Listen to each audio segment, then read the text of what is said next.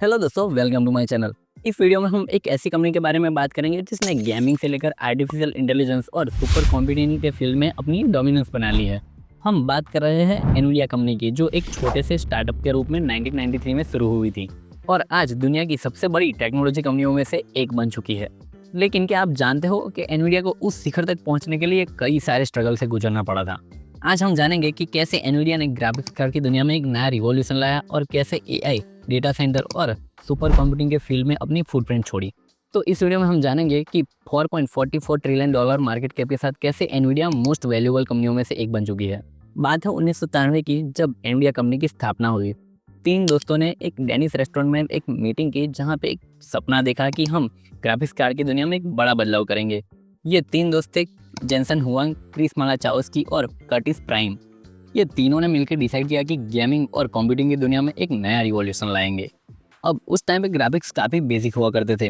Pac-Man, super Mario और डूम जैसे game के ग्राफिक्स काफ़ी बेसिक और काफ़ी पिक्सेलेटेड लगते थे। और इन ग्राफिक्स को प्रोसेस करने का काम सीपीयू करता था, यानी सीपीयू ग्राफिक्स भी हैंडल करता था और कंप्यूटर का प्रोसेसिंग भी करता था। मतलब कि सीपीयू गेम भी चला रहा था और ग्राफिक्स भी प्रोसेस कर रहा था। तो दोनों काम सीपीयू ही करता था, तो ग्राफिक्स इतने स्मूथ नहीं हुआ करते थे। अब बात करते हैं 1995 की, जब एनवीडिया ने अपना पहला प्रोजेक्ट NV1 लॉन्च किया। ये एक मल्टीमीडिया कार था, लेकिन ये प्रोजेक्ट उनका काफ़ी ज़्यादा फेल साबित हुआ, क्योंकि उसमें एक नई टेक्नोलॉजी यूज़ की थी जिसका नाम था टेक्सचर मैपिंग। ये टेक्नोलॉजी उस टाइम के हिसाब से मैच नहीं हो रही थी और सबसे बड़ी दिक्कत तो ये थी कि डेवलपर्स ने भी इसे सपोर्ट करने से साफ मना कर दिया था। और एक बड़ी दिक्कत तो ये थी कि कंपनी ने उसमें सारा कैपिटल लगा दिया था, जिससे कंपनी ऑलमोस्ट बैंकरप्ट हो गई थी और कंपनी को उस टाइम पे काफ़ी कर्मचारी को निकालना भी पड़ा था। लेकिन वो प्रोजेक्ट फेल होने के बाद कंपनी ने 2 साल कड़ी मेहनत के बाद उनका दूसरा प्रोडक्ट लॉन्च किया, जिसका नाम था रिवा 128। रिवा का मतलब है real time interactive video and animation accelerator और 128 उनकी बीट मेमोरी को शो करता है। रिवा 128 ने NV1 के ऑल इन वन डिज़ाइन को छोड़कर सिर्फ 3D ग्राफिक्स पर फोकस किया।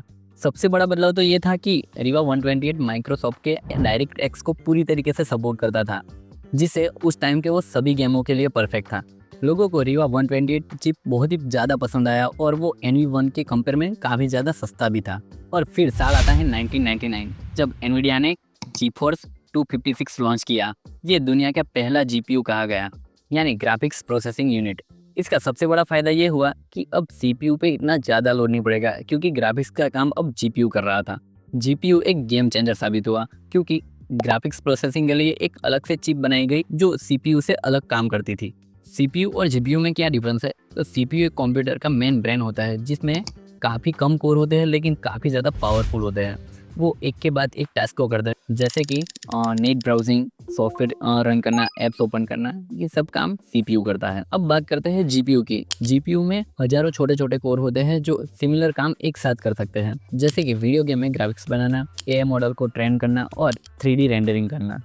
इसको एक छोटे एग्जांपल से समझे तो CPU एक हेड चीफ है जो सारे ऑर्डर को मैनेज करता है। वो खुद भी बना सकता है, लेकिन एक के बाद एक करके। और GPU को ऐसे मान लो कि 50 लोग एक साथ खाना बना रहे हैं और जो मेन हेड चीफ है, यानी CPU के एक ऑर्डर से 50 लोग एक साथ एक तरह का खाना फटाफट बना देंगे। इसका मतलब है कि GPU के बिना भी कंप्यूटर चल सकता है, लेकिन इतना स्मूथ नहीं। लेकिन CPU के बिना कंप्यूटर नहीं चल सकता है। एनवीडिया ने 22 जनवरी 1999 में अपना पहला IPO निकाला, जिसका स्टॉक का प्राइस था $12 पर शेयर। अब साल आता है 2006, जब एनवीडिया ने एक और हिस्टोरिक मूव लिया। एनवीडिया ने अपना नया प्लेटफॉर्म कूडा लॉन्च किया, जिसका पूरा नाम था कंप्यूटर यूनिफाइड डिवाइस आर्किटेक्चर। अब GPU सिर्फ ग्राफिक्स प्रोसेसिंग के लिए नहीं, बल्कि जनरल पर्पस कंप्यूटिंग के लिए भी इस्तेमाल होने लगा। कूडा के साथ एनवीडिया GPUs ने AI और डीप लर्निंग में भी अपनी पकड़ बनानी शुरू की। अब GPU को सिर्फ गेम्स के लिए नहीं, बल्कि मशीन लर्निंग, डेटा प्रोसेसिंग और AI के लिए भी इस्तेमाल किया जाने लगा। GPU को सिर्फ गेम में ग्राफिक्स में यूज़ करना ये सिर्फ ऐसा था कि आपके पास कोई सुपर हीरो हो और आप सिर्फ उसे सब्जी लाने भेज रहे हो। और जैसे ही एनवीडिया को पता चला कि उनके पास एक सुपर हीरो है, तो उन्होंने अलग अलग जगह पे उसका इस्तेमाल करना शुरू किया। इसके बाद एनवीडिया की GeForce और क्वाड्रो सीरीज़ में रे ट्रेसिंग और डीप लर्निंग सुपर सैम्पलिंग यानी DLSS जैसी टेक्नोलॉजी का यूज़ किया गया, जिससे गेमिंग एक्सपीरियंस और ग्राफिक्स पर भी ज़्यादा नेक्स्ट लेवल हो गए। लेकिन अब सिर्फ एनवीडिया का ध्यान गेमिंग पर नहीं था। एनवीडिया ने 2006 से 2010 के बीच में AI और सुपर कंप्यूटिंग के लिए अपनी टेक्नोलॉजी का इस्तेमाल करना शुरू किया। नासा के मार्स मिशन से लेकर ऑडी की सेल्फ रनिंग तक हर जगह पे एनवीडिया का GPU के यूज़ हो रहा था। 2020 के बाद एनवीडिया ने अपना पूरा फोकस गेमिंग से हटाकर एआई और डेटा सेंटर पर लगा दिया। ये एक विजनरी कदम था, लेकिन एक असल धमाका तो तब हुआ जब 2022 में चैट जीपीटी लॉन्च हुआ। अचानक दुनिया की टेक कंपनियों को एआई मॉडल ट्रेन करने के लिए एक ही चिप की ज़रूरत थी, एनवीडिया के पावरफुल A100 और H100 जीपीयूज़ की। इसके जीपीयू मार्केट शेयर की बात करें तो क्वार्टर 1 2025 में 92% मार्केट शेयर सिर्फ एनवीडिया का है। एआई चिप के मार्केट में कंपनी की 70 से 95% तक की हिस्सेदारी है। इसके डेटा सेंटर रिवेन्यू की बात करें तो फाइनेंशियल ईयर 2025 में इसका डेटा सेंटर रिवेन्यू 142% बढ़ के $115.2 बिलियन हो गया है। इस एआई डोमिनेंस का असर उनके फाइनेंशियल नंबर पर भी दिखा। इसकी इनक्रेडिबल ग्रोथ को हम इस तरीके से देख सकते हैं कि 2019 में ये कंपनी की मार्केट कैप $100 बिलियन, 2023 में इसकी मार्केट कैप $1 ट्रिलियन, 2024 में इसकी मार्केट कैप $2.8 ट्रिलियन और 2025 में इसकी मार्केट कैप $4.44 ट्रिलियन के साथ एनवीडिया दुनिया की सबसे वैल्यूएबल कंपनी है। 2019 से आज तक देखें तो इसकी ग्रोथ 4400% तक है। अगस्त 2025 में इस स्टॉक की प्राइस 183.88 अपने ऑल टाइम हाई के करीब है। अब देखते हैं कि एनवीडिया के कॉम्पिटिटर्स कौन कौन है। AMD ने अपनी MI 300X चिप्स के साथ कड़ी टक्कर दी, फिर भी उसका मार्केट शेयर अभी 8% ही है। इंटेल गाउडी 3 चिप सेट के साथ तैयार है, लेकिन अभी उसकी डिस्क्रीट जीपीयू मार्केट शेयर 0% है। टेक जाइंट जैसे गूगल TPU और अमेजोन ट्रेनियम जैसे चिप बना रहे, लेकिन अपने इंटरनल यूज़ के लिए। कंपटीशन के अलावा इंडिया को 2025 में कुछ बड़े सेटबैक्स भी लगे। जनवरी 2025 में डीपसीक एआई कंपटीशन के बाद स्टॉक में 17% की गिरावट आई, जिसे $600 बिलियन मार्केट कैप का नुकसान हुआ। अमेरिका ने चीन को कुछ खास चिप्स बेचने पर रिस्ट्रिक्शन लगा दी थी, जिससे कंपनी को $8 बिलियन रिवेन्यू का नुकसान झेलना पड़ा।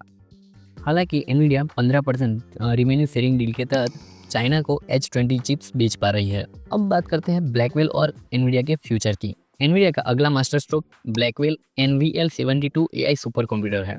CEO जेंसन हुआंग के मुताबिक ब्लैकवेल की डिमांड ग्लोबली बहुत ही ज़्यादा स्ट्रॉन्ग है। उन्होंने ये भी बताया है कि AI इन्फ्रेंस टोकन जनरेशन एक साल में 10% बढ़ गई है, जो बताता है कि AI की हंगर अभी और ज़्यादा बढ़ेगी।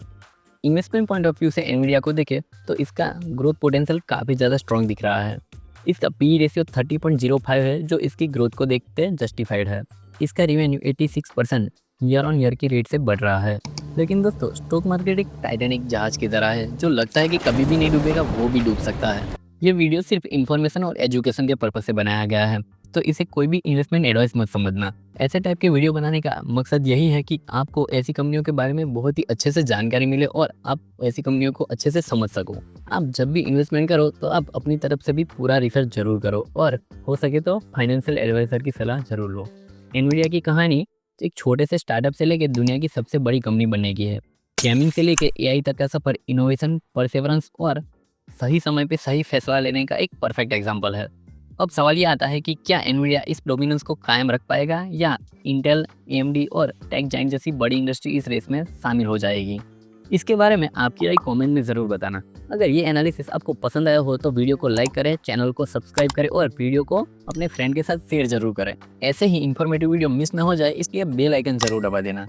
दोस्तों, मिलते हैं अगले ऐसे ही इन्फॉर्मेटिव वीडियो में। तब तक के लिए गुड बाय, टेक केयर।